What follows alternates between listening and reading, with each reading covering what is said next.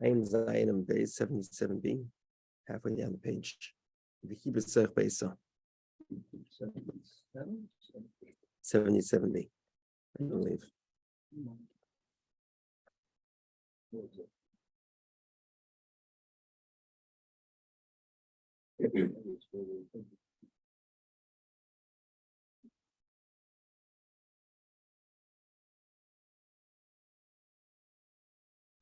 But halfway down the page, Amar Ula.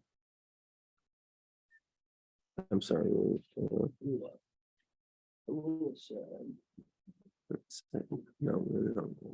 hold on, I'm sorry. No, I had Ches. Sorry, I had Ches on this. 78b, but also about halfway down the page. In Kedushin.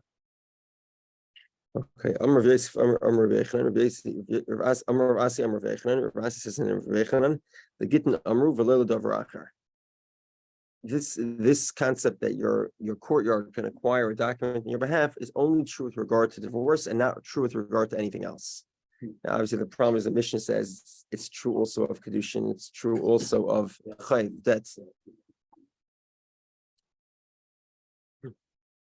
The Mishnah says it's Kedushin is in the same category. Smar says Kedushin and Gittin is the same thing. When the Torah talks about a divorce, the Torah talks about a woman who ends up being divorced and she gets married a second time. So the Torah says v'yatsa, she leaves her house, and then she gets married again. So we learn from here that Kedushin and Gerushin are sort of the opposite of each other. They're very similar in nature, and therefore, fine. So it's Kedushin and Gittin is really the same thing. They're compared to each other, so that's why you can do this for Kedushin. You can also do it for Gittin. It's the same thing. Okay, but we see here that you can do it also with regard to that. For example, it's rightly chayva v'zark like karv l'malva zacha hamalva. If it's thrown closer to the borrower. The borrower acquires the money, and the debt is paid. Karv l'chayev. If on the other hand, it's close. I'm sorry. If it gets close to the lender acquires it, and the loan is paid back. If it's close to the borrower has it, still has it, and the debt hasn't been paid back. Then we don't know what to do, so we say they should split it. So Hachamaskin and the Amarle Zorik Li Chayvi V'Tifter. Okay, Gemara says as follows.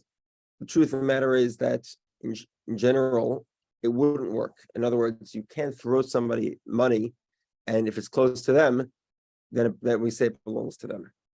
Generally speaking, this idea that it's close to you, belongs to you, is only true with regard to Kedushin and Gittin. But over here, we're talking about where the guy said, okay, this is what we're going to do. This is how you'll pay me back. So it's sort of an agreement that this is how you'll pay back, even though otherwise we wouldn't treat that in the same way. Okay. If that's the case, it would seem to be obvious. 1 second. In other words, there's an agreement. Like okay, so Gemara says that Chiddush is where he basically said, let's use the Gittin framework to pay back the debt. Okay, why is that any different? Why wouldn't that work? I would think he was joking. That it could happen that a lender would say, "Pay me back by throwing me the stuff." Is this throwing business literal, or is it just no, literally? Oh, okay. So I'd imagine the way this plays out sort of in real time is, let's say they're both in the marketplace, and the lender sees the borrower is holding stacks of cash. He says to him, "Throw me a stack of cash and you'll pay me back." And if the guy throws him a stack of cash and it lands closer to him, it's his. Closer to the lender, it's the lender's. Closer to the borrower, it's the borrower's. In between, the potential loss is split. So if they don't get to it by the time that some thief pulls off with that, then they would split the loss. And In that case, it would work. But otherwise, if you meet your lender on the street, you can't just throw him the loan to pay him back. Omer of Chisda. Rav Chisda says, "Get biyado u'mashicha biyadai." This is an interesting story. He threw her a get, but he threw it on a leash, so he's still holding on to the string. If he could pull it away from her, the divorce is not valid. But if he can't pull it away from her, let's say the string is very weak, or because he's not in a position to pull it away from her, then the divorce is valid. My time out. What's the reason? The divorce has to separate them. Over here, the fact they can pull it away, it means that they're still somewhat connected.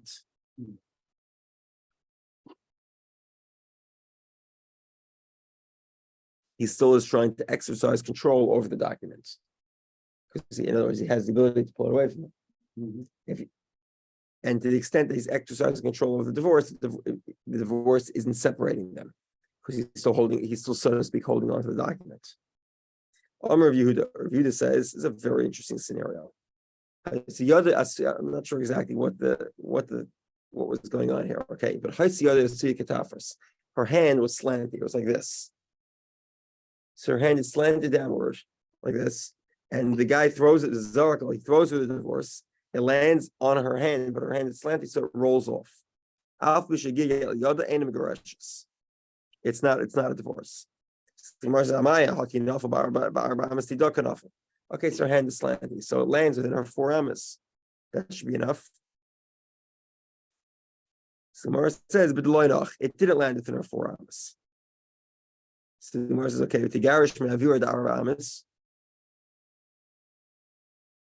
just like a courtyard, if something lands, we'll learn about it in a moment.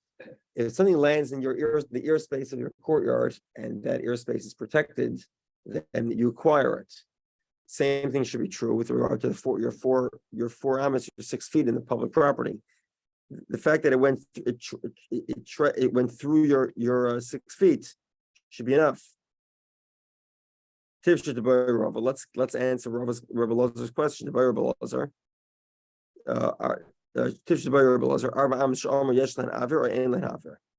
This concept that a person has 6 feet where he can acquire things, does that include the ear space or not? So we should see from here that that because over here you're not acquiring it in the space. In other words, it's being thrown to her, it's rolling off her hand, and it's traveling through the ear space of the 6 feet and then rolling out. Evidently, we see that it's not a good kinyan.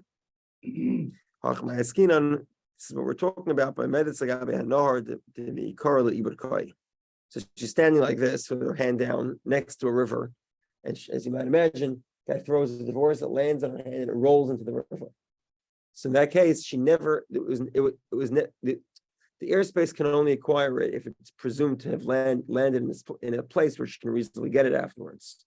But over here, where it was going to go into the river, there was no hope of her getting it.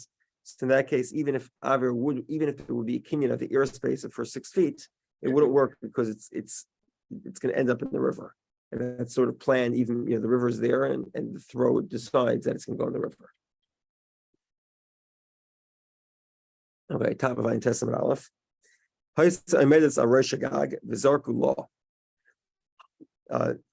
She was standing on top of the roof, and the divorce is thrown to her. We'll have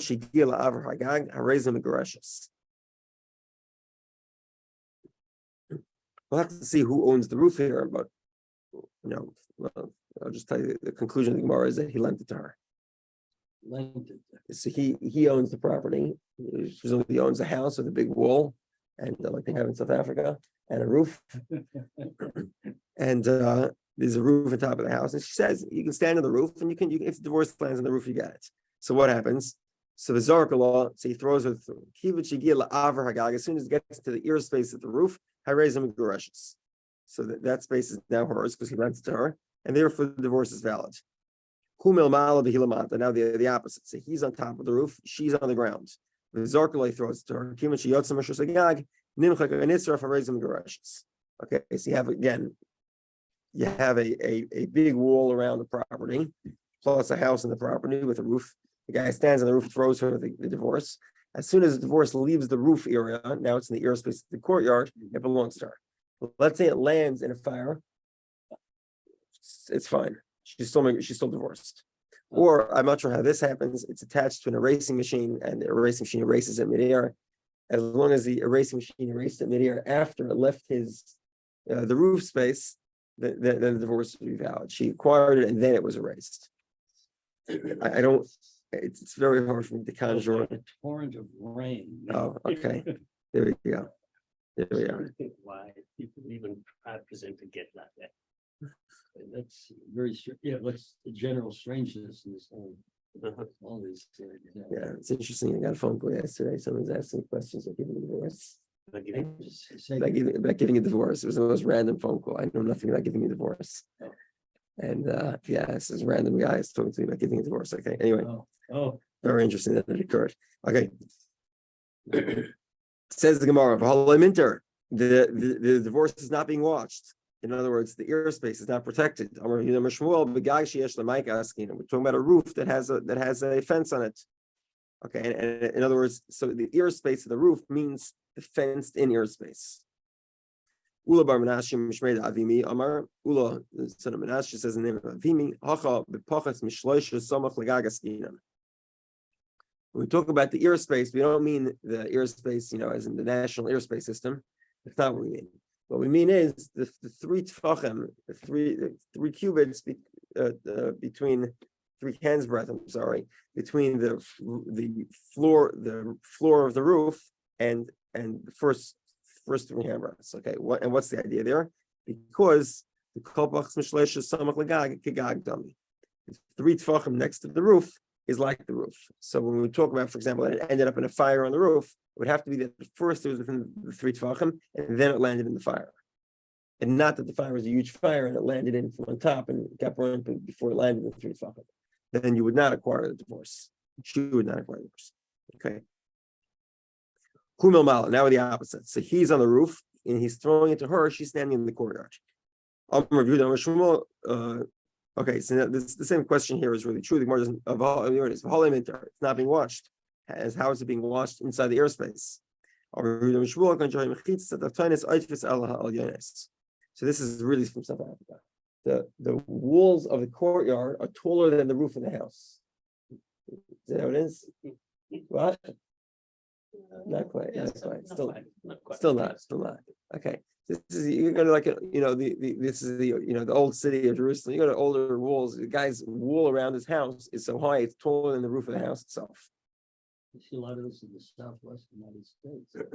Housing of these walls. Not necessarily as high as the roof, but they have Interesting. keep the wind out and the sand out. Got it. Okay, interesting. Okay, so now. So now what happens? So now remember the walls of the building of the courtyard are higher than the roof. So as soon as it leaves the roof, it's still quote unquote protected by the walls of the courtyard. So it's in the airspace courtyard, meaning the airspace that's protected by walls. Where the courtyard walls are actually taller than the roof. So therefore, as soon as it leaves the roof, it's in her domain. So Rabbi says to Ula, Kaman, which opinion is this like? Rabbi, this is like the opinion of Rabbi. Okay. Okay, let's take a moment here to stop, pause for a second. Okay. The next stretch of Gemara really deals with another very similar set of halachas. And that is, we talk about, we call it carrying on Shabbos. You heard the expression carrying on Shabbos? In Lashon Kodesh, it's called Hatzah. It's actually, there's 2 ways to violate. There's Hatzah, there's Maver, and there's Zerek. Hatzah means to move an item from one domain to the next domain. And specifically when the 2 domains, one is Rosh Hashanah and one's Rosh Hashanah, private and public domain. That's Hatzah. Then there's Maver. Maver is moving something in the public domain for Amos. And then there's a category called Zerek. Zerek could be in the sugya of Hatzah or could be in the sugya of Maver. So if you throw something for Amos in a public domain, that would be Zerek of Maver. And then there's Zerek of Hatzah, which would be moving it from Rosh Hashanah to Rosh Hashanah. Okay, so now you get to all the scenarios, right? So the guy he's in public domain. He throws something through somebody's car window. Both windows are open, and it lands in the public domain, but it's less than 6 feet away. Let's say. So now the question is, or for example, let's say he's in a private domain, and he throws something through the window into a public domain, through 2 car windows. So now it's in the car. It's just going to go out of the car in a second later. Now, is that considered what we call kluta k'mishon chadamya? Do we imagine as if the car is cold? Does it capture it?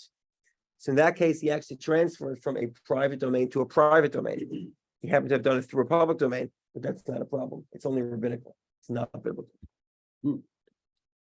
Okay, we'll try to compare. We'll learn a few different things comparing get divorce to Hilchos Shabbos. Now let's just make this very simple for everybody to know. The key to understand this Gemara is actually fairly simple. What's the question about divorce? What's the critical factor? Putting in her hand. It has to be in her hand, and more than that, it has to be watched in her hand. It has to protect. In other words, it has to be secured. And her hand doesn't mean her hand. Her hand means her property. Does it have to be witnessed? Doesn't it? Yeah, but over here we're talking about where there are witnesses. In other words, with regard to when we consider it in her quote domain, is when it's protected in her domain. With regard to Shabbos, what's the critical factor? It has to move from public domain to private domain, or 4 amas within a public domain. Okay. Rabbi. We're a little less than halfway down. Ayin Tesam Aleph 79a, and we're at Amar Le of Abba Le'ula. Okay, so now what does it sound like? This sounds like Kluta K'mishon Chadamya. He throws it off. He takes the divorce, throws it off the roof, and because the walls of her courtyard are so high, they're taller than the roof, then it's as if it belongs to her. Even if she has this massive raging fire and it ends up landing directly in the fire, doesn't make a difference. She got the divorce first, got burnt afterwards. If you burn your divorce, not a good thing to do, not a recommended practice, but ultimately it doesn't change your divorce status. Okay, he says to him, no, I feel tame rabbanon. Could even be according to the opinion of the rabbis. The rabbis disagree with Rebbe with regard to the concept of with regard to Hilchos Shabbos. But like I said, the critical principle of get is it secured? Is it watched? The hakaminter, and this divorce is protected, it's secured by the fact that the walls are very high. The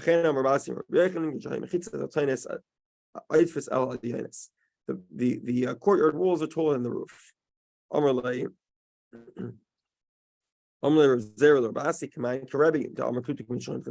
Zera says to Rabasi, same argument. This seems to be Rebbe. No, I feel tame Rabbanon. I can figure Rabbanon the Rebbe and Shabbos. And the divorce is secured. Nimchak, the divorce is erased. So he throws her the divorce, and the divorce gets erased midair. As Jules said before, it was erased by torrential rain. Okay. So now this makes an interesting twist. Okay. So Amar of Nachman says, Amar Rav, if it couldn't get any more complicated, Amar Rav,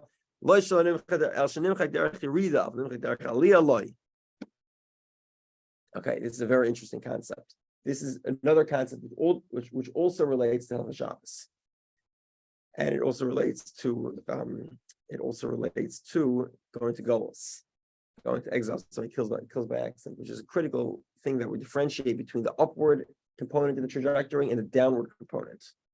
So right, so typical throw is able to be graphed by an x squared, right? Y equals x squared at some variation of x squared, and there's going to be an arc, and the upward trajectory of the arc is going to be she acquires it at the lower trajectory. So if the torrential rainpour comes while the divorce is headed upward, it's not a good divorce. So I'll explain in a moment why. Whereas if the torrential downpour comes when the get is heading downwards, then the divorce is valid. Okay, what's the reason? Where are we? My taimo mikara loy lemenachkai. Okay, in order for her to acquire it, it has to come down into her domain and be acquired. But if it's going to be erased by the torrential downpour while it's headed on the upward trajectory, So then it was never going to, when at the moment that she's acquiring it, meaning a divorce that's fit to be divorced with, i.e., one that has actual writing on it, not one that's been erased by the wind, by the rain. It has to be ready to land, so to speak. In other words, a downward trajectory, which is when she acquires it, it has to be written. It has to have a written document. In this case, because it was on the upward trajectory, so it was never going to fall down as an intact divorce. It was going to fall down when it was erased, and therefore it's not valid. Nisra got burnt. Amr of Nachman, Amr Rabbi Ravua. If Nachman says the name of Rabbi Ravua, Lo Shana Lo Shekadim get L'Dleika. L'Kadim L'Dleika get Loy.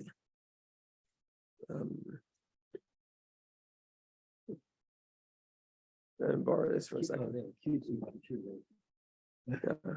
This is the 1 second. Hold on.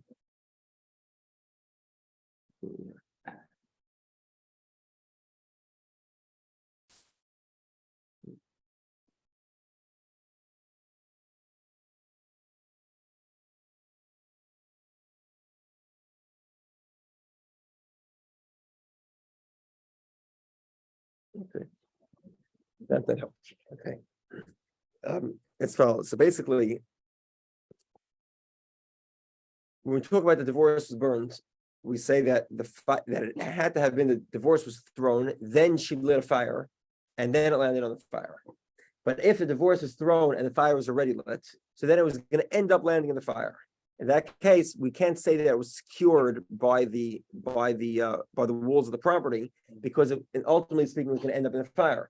If, however, the guy threw the divorce, and at that point in time there was no light piece of paper, this thing, can fly around. So he throws the divorce, and if he throws the divorce and then the fire and the fire was already lit, so then it was never going to land in her domain. It was going to be burnt at the way down. Therefore, the divorce is not valid. The divorce is before the fire. My time. It was going to be burnt. Amr of Chizda says, "Rishuyas chalukos begittin." Okay. So if Chizda here, we go back to now Erevin again. It's not really Erevin. Erevin is sort of the way to get around this. We talk about how it's saw Maver and Zarek now. Right, that's the prohibition on Shabbos to quote unquote carry, which basically means either to move something from private to public, within a public for Amos, in either scenario, literally carry it or throw it.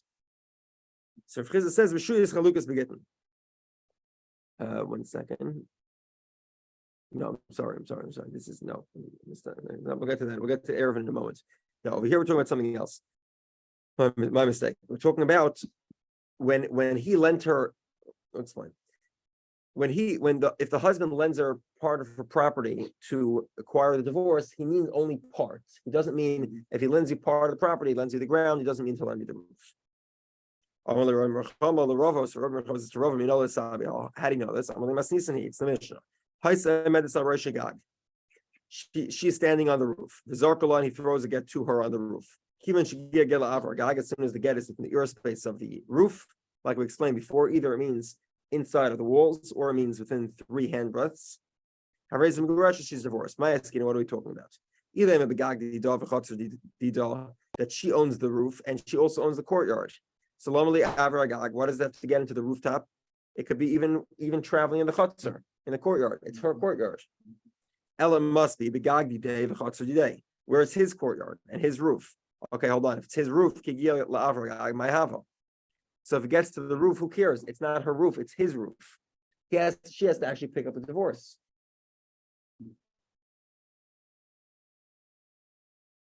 Elapshita, it must be begagdi day. It's her roof and his courtyard. Hold on a second. Okay, his roof, her roof, his courtyard. Let's look at the next part of the Mishnah. Her roof, his courtyard. The second part, she's in the courtyard, he's on the roof. As soon as it leaves the airspace of the roof, she's divorced. Hold on. If it's talking about her roof and his courtyard, why is she divorced when it gets into the courtyard? The courtyard belongs to who? To him, not to her. So why is she divorced? Elowat, the Gagdi day, it must be the roof is his, the courtyard is her. Hold on a second. Does that make sense? Ratio, the first part of the mission is Begagdi day, where it's her roof and his courtyard. And say for the second part of the mission is the opposite. It's Begagdi day, it's his roof, but her courtyard. So what's going on here? You hear the problem. It seems odd that the two parts of the Mishnah have opposite ownership of the courtyard and the roof. Okay, so what's the simple resolution? So the resolution is very simple. What happened was the husband lent her a space. Okay, hold on. If he lent her a space, then why can't she acquire it on the roof? They're both his space anyway. Elowad, it must be that the a person will loan one space, but not two spaces. So when he said you can, when she's standing on the ground, and he says that the space that the divorce land is yours to borrow, he meant to give her the space that's next to her in the courtyard, and not the space on the roof, because it's two separate domains. The roof and the courtyard. Okay. So that's the sort of the proof from the Mishnah. And the Gemara's resolution here is that it's true that it's more enjoyable to learn the Mishnah and consistent the scenarios where he owns everything and he lends her the space. Then that's true. It's more consistent. But it doesn't negate the fact that the Mishnah could be a scenario that they're actually in opposite positions. Meaning, in the first part of the Mishnah, it's her roof and his courtyard. In the second part of the Mishnah, it's his roof and her courtyard. I understand it's not the smoothest way to learn the Mishnah, but it's an acceptable way of learning the Mishnah, and therefore you can't prove that this concept of Chad Makom Mushla Inshi, that a person only lends one domain. Because if I lend you space on my property, I mean to lend you the space that's within the area that you're around, without intention of a space that would have a different halacha category. I don't mean to include. That claim is not proven. No, not necessarily. There's no proof to it. The first part of the mission is indeed her roof, his courtyard. Safe, and the second part of the mission is the opposite. It's Begagdi, his roof, and her courtyard. Okay. So Rava makes some interesting observations. Shalosh midas begittin. There were three measurements with regard to divorce. Three types of transfers in property. Okay. Like we explained, Rebbe holds that something that transverses a domain in flight is as if it rested in that domain. Kluta, it's sort of it's a cult. It's how do they translate the word kluta? It's captured.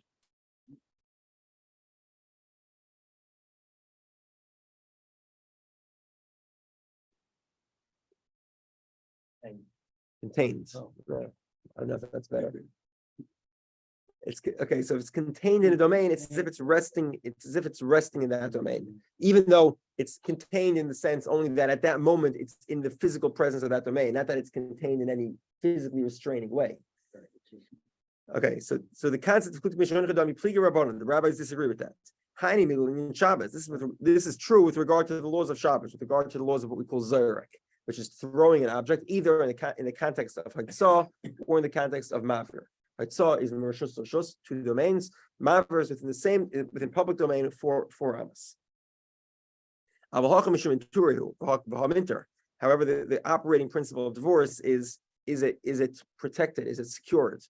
And if there's tall walls, it's secured and the divorce is valid. Okay, that's the first law. The second law is you have, okay, this is an interesting scenario. You have a long peg or a piece of wood or something, small piece of wood. It's a long stick. It's 200 feet tall. Okay, I don't know. And on the top of it, he puts a trostel. That's like a small tray. And then what does he do? He throws the basketball and it lands on the tray. Okay. I feel even if the peg is 100 feet high, the stick is 150 feet tall. Chayev. He's chayev for violating the laws of Shabbos. Because the private domain extends all the way up to the heavens. Now, this is all true in Shabbos. This is true with regard to violating the laws of Shabbos. With regard to divorce, if there's this long peg, there's what they call these things, the the 5G poles. You see them around? Oh, okay, yeah. And he throws it on top of the pole. It's not exactly watched. It's not secure. There's no way you're going to get it. So therefore, it could be violated the laws of Shabbos if the pole was in the private domain, but the divorce would not be given. Because if she has in her property this massive pole, Right. and he throws it on top of the pole, obviously not going to work because it's not secured. It's not his property. It is her property. It is her property, but it's not secured property because the thing is hanging 100 feet in the air. She doesn't have a. And now, if the walls were also 200 feet tall, then it would be secured. But if the walls were shorter and it's sort of exposed and it's going to blow away, it's not secure. Okay, last third law. V'hada Amar of Yehudah Amar Rav Amar Shmuel. This that Rabbi Yehudah says, top of 79b. Okay, rabbinical law, you cannot move from two different private domains unless we make something called an eruvi chatzeres, which we have right on display up on top of the bookshelf over there. In other words, until we agree to share if we're next door neighbors, but we don't agree to share our domains, then you cannot move something from one private domain to another different private domain. But that is only true. So a person shouldn't stand on his roof, but he's sort of collecting water from his friend's roof. So in other words, just like it's two separate people's houses. So that's true of both the house and the roof. The roofs are also considered different, separate private domains, and you shouldn't be moving from one to another. This is true only with regard to Shabbos. So let's say the husband, he owns both properties and he's renting them both out. And the woman's standing on the roof and he throws the divorce onto the other roof. Remember, he lent her space on the roof. It doesn't just mean that roof. It means any roof that he has. If she could walk from, these are roofs, presumably maybe attached houses. So like you can move from one roof to the next. If he lent her roof space to get the get, he didn't mean just this roof space. He meant any roof space. People don't really care if you're borrowing this roof space or that roof space if they own both roofs. It's only a compunction with regard to the laws of Shabbos, but not with regard to the laws of Gittin. Let's finish. Amar Abai says, we have two courtyards, each one in front and inside, one on the inside, one on the outside. Pnimis Shalah, the inner courtyard is hers, the outer courtyard is his. The outer walls are taller than the inner walls. V'zarkulani through a divorce. Kimin shegia la'avar mechitzas hachitzainis arezu megareshes. 1 second.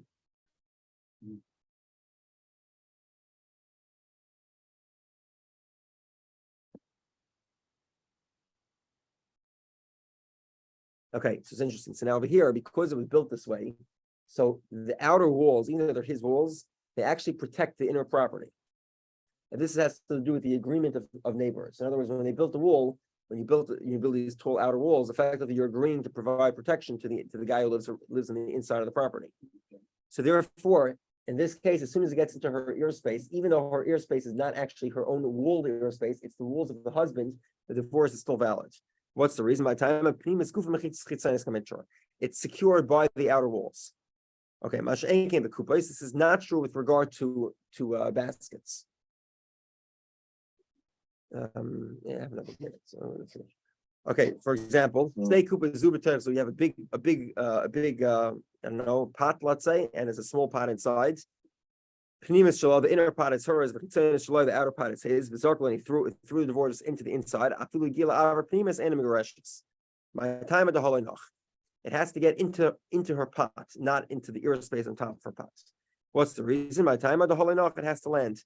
Okay. Now, and the idea here is that the walls of a pot are built to hold food. They're not built to protect anything. And therefore, they don't provide protection to the inner pots. However, the Gemara asks, how could she acquire this anyway? The problem is her pots are in his domain because it's inside his pot. So the Gemara says, he doesn't have a pot. He has this sort of round cylinder that does not have a floor on the bottom. So actually, her pot is on the floor. And it's inside his big round cylinder that has no floor to it. And therefore the get, the protection is not acquired because the cylinder was never made to protect the inner pot. There was no such intention. But if it lands in her pot, it's acceptable because her pot is not lying in his domain, because it's actually lying on the floor of a public property, which she has the full right to put her pot there. Obviously, provided that it's the area of the public domain, which she could put her pots. Right. Okay. Stop her.